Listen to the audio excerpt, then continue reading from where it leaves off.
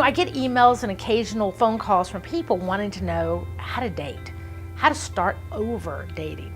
Maybe it's been a while since you've had a date. Maybe you don't even know what a date is anymore. But as a single mom, it's even tougher to date because you have children. A lot of single moms to me say, well, I'm not gonna let my children meet my date until I figure he is the right one. When he's the right one and I think I wanna marry him, then I'll introduce him to my kids, because I don't wanna put my kids through all this torture and torment of meeting all these different men in my life. Well, I'm sorry, I think that's backwards. I think the problem with that formula is that by the time you're in love with this man, you're expecting your children to be in love with this man, and they haven't had the same length of time to get to know him as you have. So here's a little bit of suggestion on how to maybe fix that. When you're in the process and praying and thinking, Lord, I'd like to start dating again. I would like to see what God has for me. Build friendships first. Now, I know that sounds easier said than done, but this goes back to being in community. This goes back to being in singles ministry or single parent ministry. This goes back to serving and being a part of your church. As you build relationships with the opposite sex, your children get to see them as well. They see you interact with lots of different guys, and they see the friendships that are there. And as a group, you do things together. So when your church singles ministry does a cookout, you bring your kids, and your kids can see some of the guys that are there.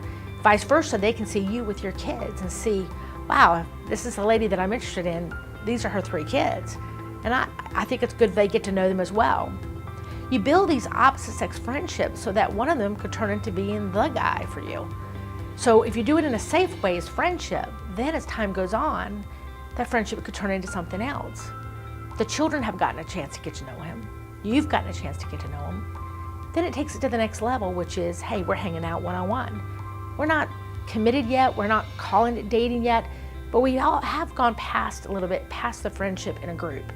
So again, your kids are getting to know him, you're getting to know him, but at some point in time, if you're saying, this really isn't the one for me, nothing has been lost. The kids are still friends with this guy, you're still friends with this guy. And there's no brokenhearted, there's no torment, there's no, oh, I thought he was gonna be my daddy and now he's not. He was always just your friend, and that's good. But if it doesn't, and it turns into something more, you both get to fall in love with him together. That's what happened with me, with my mom.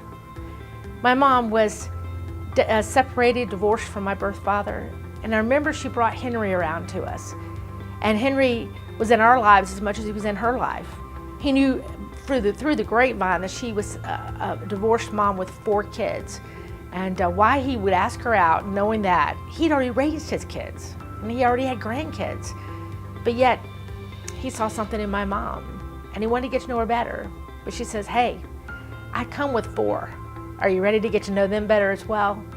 And he was. He took that chance to be our friend first, her friend first. Then the day came that their relationship changed. And I remember him saying to me, I love your mother and I love you. I said, you love me?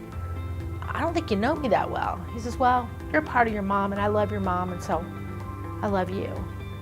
I said, wow. He was willing to take it all.